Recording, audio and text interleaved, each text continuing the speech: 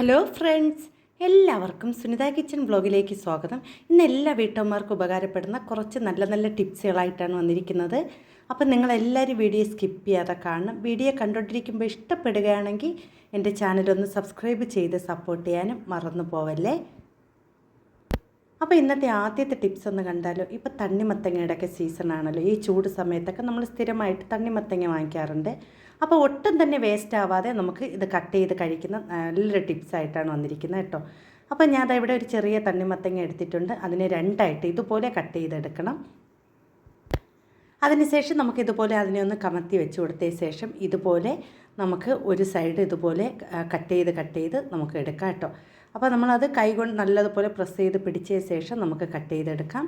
ഇതേപോലെ തന്നെ ഈ ഒരു ഇപ്പുറത്തെ സൈഡും നമുക്കിതുപോലെ ഒന്ന് കട്ട് ചെയ്തെടുക്കാം കേട്ടോ.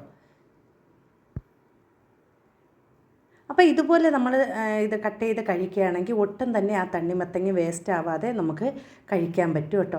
അതിനുശേഷം നമുക്ക് ഇതുപോലെ ഒന്ന് തിരിച്ച് വെച്ച് ഇങ്ങനെ ഈ ഒരു സൈഡ് നമുക്ക് ഇതുപോലെ ഒന്ന് കട്ട് ചെയ്തെടുക്കാം കേട്ടോ.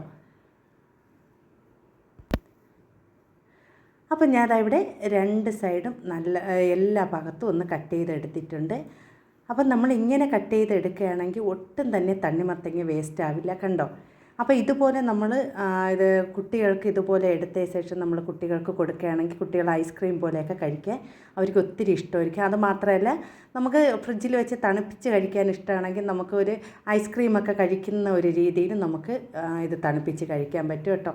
അപ്പോൾ ഇതുപോലെ എല്ലാവരും ഒന്ന് ട്രൈ ചെയ്ത് നോക്കണം. നല്ലൊരു ടിപ്സാണ്. അപ്പോൾ ഈ തണ്ണിമത്തങ്ങയൊക്കെ വാങ്ങിക്കുമ്പോൾ ഇതുപോലെ ഒന്ന് കട്ട് ചെയ്ത് നമ്മൾ കഴിക്കുകയാണെങ്കിൽ ഒട്ടും തന്നെ തണ്ണിമത്തങ്ങ ഒന്നും വേസ്റ്റ് ആവാതെ നമുക്ക് കഴിക്കാൻ പറ്റും കേട്ടോ. അപ്പോൾ ഈ വീഡിയോ നിങ്ങൾക്ക് ഇഷ്ടപ്പെട്ടെന്ന് കരുതുന്നു. ഇഷ്ടപ്പെടുകയാണെങ്കിൽ ഈ ടിപ്സ് ഇഷ്ടപ്പെടുകയാണെങ്കിൽ ഒന്ന് ലൈക്ക് ചെയ്ത് സപ്പോർട്ട് ചെയ്യണേ.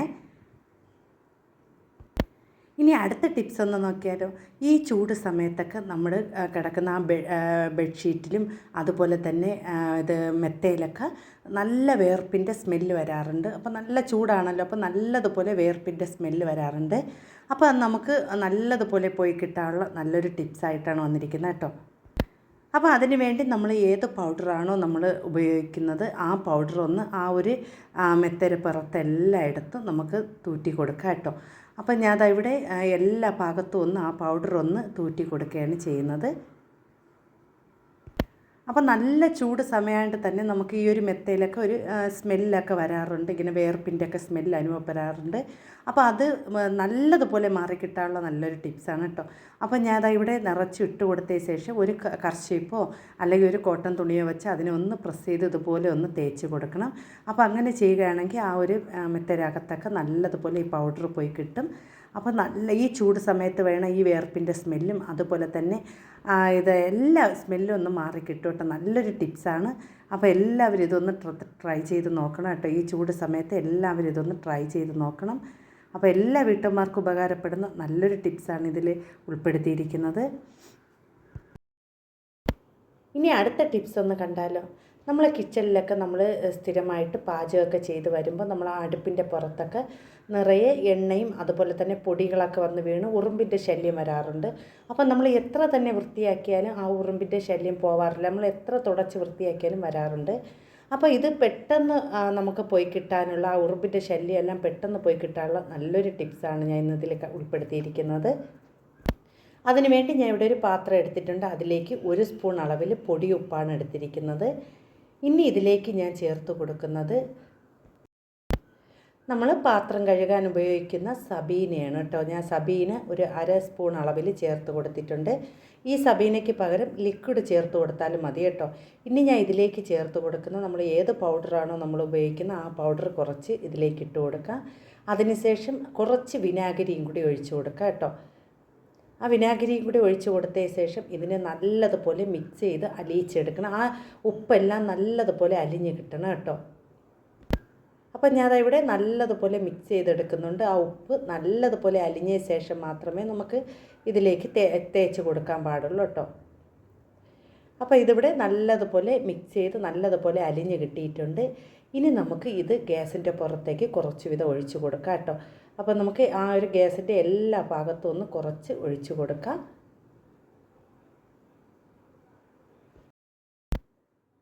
അതിനുശേഷം നമുക്കൊരു ഇത് സ്പോഞ്ചായിട്ടുള്ളൊരു സ്ക്രബ്ബർ ഉപയോഗിച്ച് നമുക്ക് അതിൻ്റെ പുറമൊക്കെ ഒന്ന് തേച്ച് കൊടുക്കാം കേട്ടോ.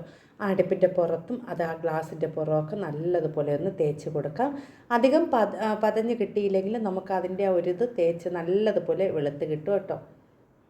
അപ്പം നിങ്ങൾക്ക് ഈ സബീനയ്ക്ക് പകരം ഒരു ലിക്വിഡ് വേണമെങ്കിൽ നമുക്കിതിലേക്ക് ചേർത്ത് കൊടുക്കാം കേട്ടോ. നമ്മൾ പാത്രം കഴുകാൻ ഏത് ലിക്വിഡാണ് ഉപയോഗിക്കുന്നത് ആ ലിക്വിഡ് തേച്ച് കൊടുക്കാം കേട്ടോ. നമ്മൾ ഇതിൻ്റെ ഈ അടുപ്പിൻ്റെ ഇടഭാഗത്തൊക്കെ ഉള്ള എല്ലാ അഴുക്കും നല്ലതുപോലെ പോയി കിട്ടും കേട്ടോ.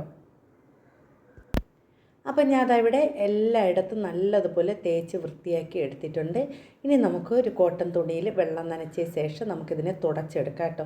അധികം വെള്ളമൊന്നും ഒഴിച്ച് ഗ്യാസിൻ്റെ പുറത്തൊന്നും നമ്മൾ നനയ്ക്കാതെ ഇതുപോലെ ഒന്ന് വെള്ളത്തിൽ മുക്കിയ ശേഷം നമ്മൾ ആ തുണി കൊണ്ട് നല്ലതുപോലെ തുടച്ച് വൃത്തിയാക്കി എടുത്താൽ മതി കേട്ടോ. അപ്പോൾ ഇങ്ങനെ ചെയ്യുകയാണെങ്കിൽ നമുക്ക് ഇതുപോലെ പാചകമൊക്കെ ചെയ്തതിന് ശേഷം നമ്മുടെ അടുപ്പിൻ്റെ പുറത്ത് വേണം ആ ഉറുമ്പിൻ്റെ ശല്യവും ആ ഒരു സ്മെല്ലെല്ലാം ഒന്ന് മാറിക്കിട്ടും കേട്ടോ. അപ്പോൾ കണ്ടോ, നല്ല അടുപ്പിൻ്റെ പുറമൊക്കെ നല്ലതുപോലെ വെളുത്ത് കിട്ടിയിട്ടുണ്ട്. അപ്പോൾ നമ്മൾ സ്ഥിരമായിട്ട് ഈ അടുപ്പൊക്കെ വൃത്തിയാക്കുന്നത് കൊണ്ട് തന്നെ അത്ര നമുക്ക് അതിൽ അഴുക്കോ ഒന്നുമില്ല കേട്ടോ. ഇത് നല്ലതുപോലെ തുടച്ച് വൃത്തിയാക്കിയ ശേഷം ഞാൻ ഇതിലേക്ക് കുറച്ച് പൗഡറും കൂടെ ഇട്ട് കൊടുക്കുകയാണ്. അതിന് ശേഷം നമുക്ക് ആ ഒരു കോട്ടൺ തുണി ഉപയോഗിച്ച് ആ പൗഡറും നല്ലതുപോലെ തുടച്ച് വൃത്തിയാക്കി എടുക്കാം കേട്ടോ.